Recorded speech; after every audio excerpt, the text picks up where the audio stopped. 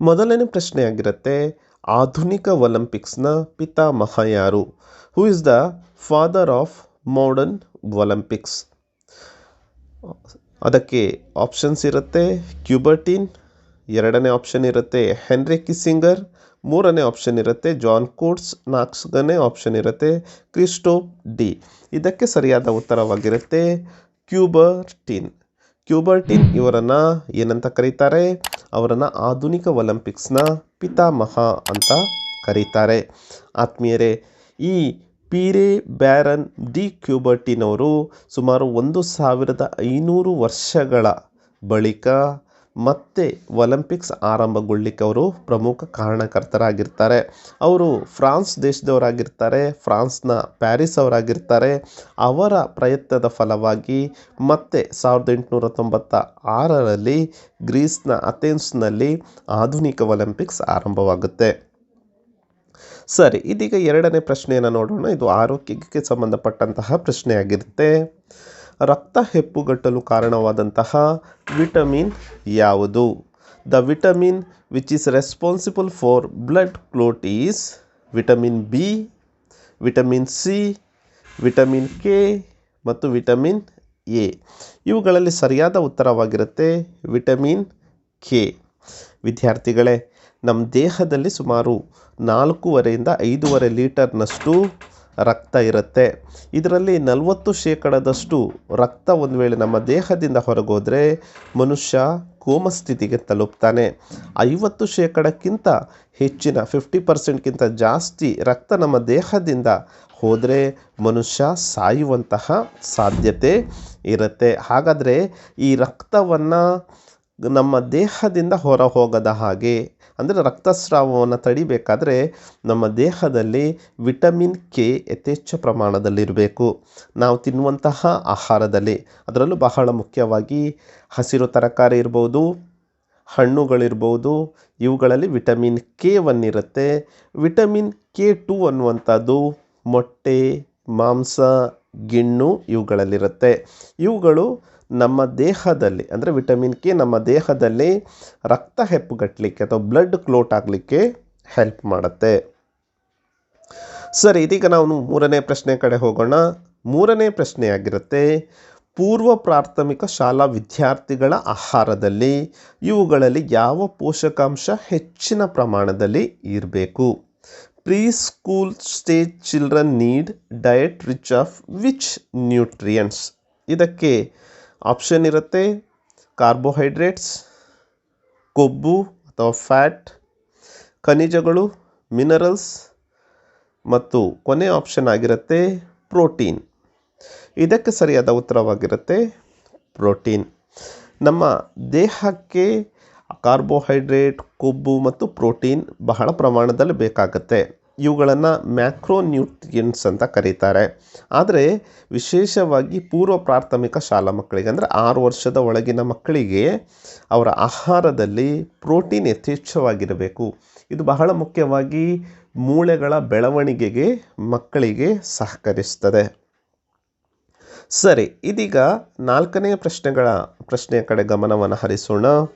ನಾಲ್ಕನೇ ಪ್ರಶ್ನೆಯಾಗಿರುತ್ತೆ, ಭಾರತೀಯ ಒಲಿಂಪಿಕ್ ಸಂಸ್ಥೆ, ಇಂಡಿಯನ್ ಒಲಿಂಪಿಕ್ ಕಮಿಟಿ, ಇದರ ಮೊದಲ ಅಧ್ಯಕ್ಷರು ಯಾರು? Who is the first president of Indian Olympic committee?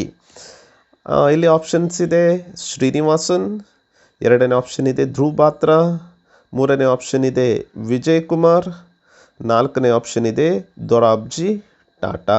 ಇದಕ್ಕೆ ಸರಿಯಾದ ಉತ್ತರವಾಗಿರುತ್ತೆ ನಾಲ್ಕನೆಯ ಆಯ್ಕೆಯಾದಿರುವಂತಹ Dorabji Tata.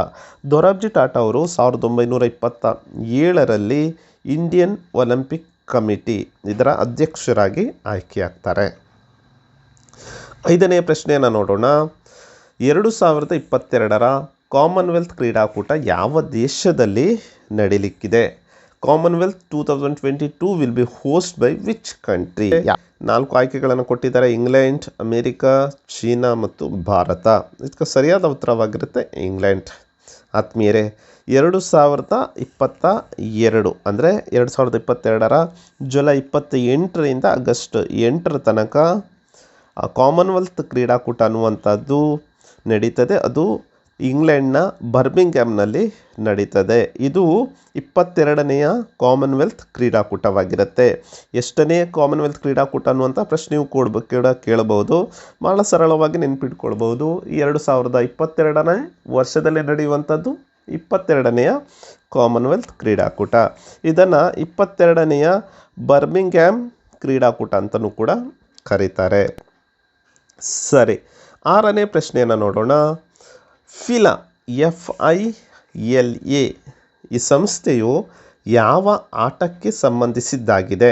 ಫಿಲಾ is associated with which game? ಅಲ್ಲಿ ಉತ್ತರ ಕೊಟ್ಟಿರ್ತಾರೆ. ಬಾಕ್ಸಿಂಗ್, ಫುಟ್ಬಾಲ್, ಕುಸ್ತಿ ಮತ್ತು ಕಬಡ್ಡಿ. ಇದಕ್ಕೆ ಸರಿಯಾದ ಉತ್ತರವಾಗಿರುತ್ತೆ 3ನೆಯ ಆಪ್ಷನ್ ಆಗಿರುವಂತಹ ಕುಸ್ತಿ. ವಿದ್ಯಾರ್ಥಿಗಳೇ, ಜಾಗತಿಕ ಮಟ್ಟದಲ್ಲಿ ಕುಸ್ತಿ ಪಂದ್ಯಾಟಗಳನ್ನು ನಡೆಸುವಂತಹ, ಆಯೋಜಿಸುವಂತಹ, ಸಂಘಟಿಸುವಂತಹ ಜವಾಬ್ದಾರಿ ಅನ್ನುವಂಥದ್ದು FILA ಫಿಲಾ ಸಂಸ್ಥೆಗೆ ಇರುತ್ತೆ. ಫೆಡರೇಷನ್ ಇಂಟರ್ನ್ಯಾಷನಲೆ ಡೆಸ್ ಲುಟೂರ್ ಅಸೋಸಿಯೇಸ್ ಅಂತ ಹೇಳ್ತಾರೆ. ಇದು ಅಂತಾರಾಷ್ಟ್ರೀಯ ಮಟ್ಟದ, ಅದರಲ್ಲೂ ವಿಶೇಷವಾಗಿ ವಿಶ್ವ ಮಟ್ಟದಲ್ಲಿ ನಡೆಯುವಂತಹ ರಸ್ಲಿಂಗ್ ಸ್ಪರ್ಧೆಯನ್ನು, ಕುಸ್ತಿ ಸ್ಪರ್ಧೆಯನ್ನು ಸಂಘಟಿಸುವಂತಹ ಸಂಸ್ಥೆಯಾಗಿದೆ. 7ನೇ ಪ್ರಶ್ನೆ ನೋಡೋಣ. ಒಲಿಂಪಿಕ್ನ ಧ್ಯೇಯವಾಕ್ಯವಾಗಿರುವಂತಹ ಫೋರ್ಟಿಯಸ್ ಇದರ ಅರ್ಥ ಏನು? Olympic motto fortius refers to. Fortius ಹಾಗಂದರೆ ಏನು ಅನ್ನುವಂಥ ಪ್ರಶ್ನೆ ಇದೆ. ಅಲ್ಲಿ ಉತ್ತರವನ್ನು ಕೊಟ್ಟಿದ್ದಾರೆ. ಇನ್ನೂ ವೇಗ, ಸ್ಪೀಡ್, ಇನ್ನೂ ಎತ್ತರ, ಹೈಯರ್, ಇನ್ನೂ ಬಲಶಾಲಿ, ಸ್ಟ್ರಾಂಗರ್. 4ನೇ ಆಪ್ಷನ್ ಇರುತ್ತೆ ಇನ್ನೂ ದೂರ, ಲೆಂತಿಯರ್ ಅಂತ. ಇದಕ್ಕೆ ಸರಿಯಾದ ಉತ್ತರವಾಗಿರುತ್ತೆ ಇನ್ನೂ ಎತ್ತರ, ಇನ್ನೂ ಎತ್ತರ ಅಥವಾ ಹೈಯರ್ ಅಂತ. ವಿದ್ಯಾರ್ಥಿಗಳೇ, ಒಲಿಂಪಿಕ್ ಮೋಟೋದಲ್ಲಿ 3 ಶಬ್ದಗಳನ್ನು ಕೊಟ್ಟಿರ್ತಾರೆ. CTS, ಆಲ್ಟಿಯಸ್, ಫೋರ್ಟಿಯಸ್ ಅಂತ. ಇದನ್ನು 1894ರ ಒಲಿಂಪಿಕ್ನಲ್ಲಿ ಇದನ್ನು ಸೇರಿಸಿಕೊಳ್ಳಲಾಗುತ್ತೆ. ಈ ಮೋಟೋವನ್ನು, ಈ ಧ್ಯೇಯವಾಕ್ಯವನ್ನು ಸೇರಿಸಿಕೊಳ್ಳಲಾಗುತ್ತೆ. ಇದನ್ನು ಇಂಟರ್ನ್ಯಾಷನಲ್ ಒಲಿಂಪಿಕ್ ಕಮಿಟಿ ಅನುಮೋದಿಸ್ತದೆ. ಇದನ್ನು ಕೂಡ ಒಲಿಂಪಿಕ್ಗೆ ನೀಡಿದವರು ಬ್ಯಾರನ್ ಡಿ ಕ್ಯೂಬರ್ಟಿನವರು. CTS ಅಂದರೆ ಇನ್ನೂ ವೇಗ ಅಂತ, ಆಲ್ಟಿಯಸ್ ಅಂದರೆ ಇನ್ನೂ ಎತ್ತರ ಅಂತ, ಫೋರ್ಟಿಯಸ್ ಅಂದರೆ ಇನ್ನೂ ಬಲಶಾಲಿ ಅನ್ನುವಂತಹ ಅರ್ಥವನ್ನು ಕೊಡುವಂತಹ ಶಬ್ದಗಳನ್ನು ಈ ಧ್ಯೇಯವಾಕ್ಯ ಹೊಂದಿರುತ್ತೆ. 8ನೇ ಪ್ರಶ್ನೆಯನ್ನು ನೋಡೋಣ. School games federation of India ಇದು ಯಾವಾಗ ಆರಂಭ ಆಯಿತು, ಯಾವಾಗ ಸ್ಟಾರ್ಟ್ ಆಯಿತು? School games of federation of India SGFI started in India which year? ಯಾವ ವರ್ಷದಲ್ಲಿ ಸ್ಟಾರ್ಟ್ ಆದದ್ದು? 1949, 1949, 1954, 1954, 1957, 1957 ಮತ್ತು 1964, 1964. ಇದು ಸರಿಯಾದ ಉತ್ತರವಾಗಿರುತ್ತೆ 1954. 1954ರಲ್ಲಿ ಖೇಲೋ ಇಂಡಿಯಾ ಕ್ರೀಡಾಕೂಟ ಆರಂಭ ಆಗಿರುತ್ತೆ. ಸೊ ಮುಂದಿನ ಪ್ರಶ್ನೆಯನ್ನು ನಾವು ನೋಡೋಣ. 9ನೇ ಪ್ರಶ್ನೆಯಾಗಿರುತ್ತೆ. ಆಹಾರ ಸೇವಿಸಿದ ನಂತರ ಕನಿಷ್ಠ ಎಷ್ಟು ಗಂಟೆಯ ಬಳಿಕ ಯೋಗಾಸನಗಳನ್ನು ಅಭ್ಯಾಸ ಮಾಡಬಹುದು? What is the right amount of time to wait after eating before practising yoga? ಇದಕ್ಕೆ ಆಪ್ಷನನ್ನು ಕೊಟ್ಟಿದ್ದಾರೆ. 1 ಅವರ್ 1 ಗಂಟೆ, 2 ಅವರ್ 2 ಗಂಟೆಗಳು, 3 ಅವರ್ 3 ಗಂಟೆಗಳು, 4 ಅವರ್ಸ್ 4 ಗಂಟೆಗಳು. ಇದಕ್ಕೆ ಸರಿಯಾದ ಉತ್ತರವಾಗಿರುತ್ತೆ 2ನೇ ಆಪ್ಷನ್ ಆಗಿರುವಂತಹ 2 ಅವರ್ಸ್.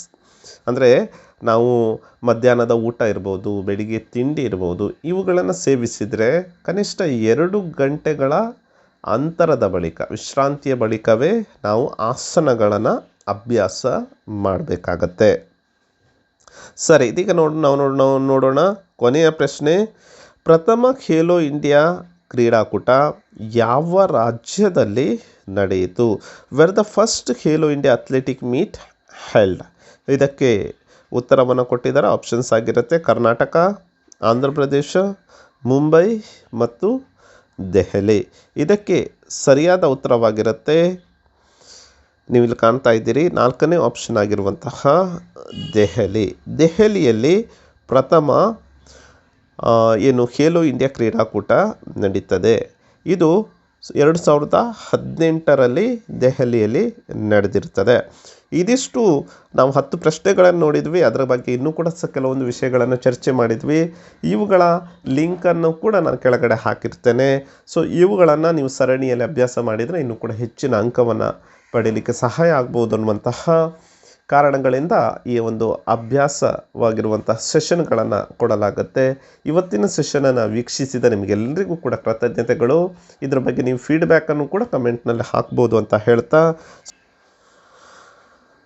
ಇವತ್ತಿನ ಈ ಒಂದು ಸೆಷನನ್ನು ವೀಕ್ಷಿಸಿದ ನಿಮಗೆಲ್ಲರಿಗೂ ಕೂಡ ಕೃತಜ್ಞತೆಯನ್ನು ಹೇಳ್ತಾ ಈ ಒಂದು ಸೆಷನನ್ನು ಮುಕ್ತಾಯಗೊಳಿಸ್ತಾ ಇದ್ದೇನೆ. Thank you.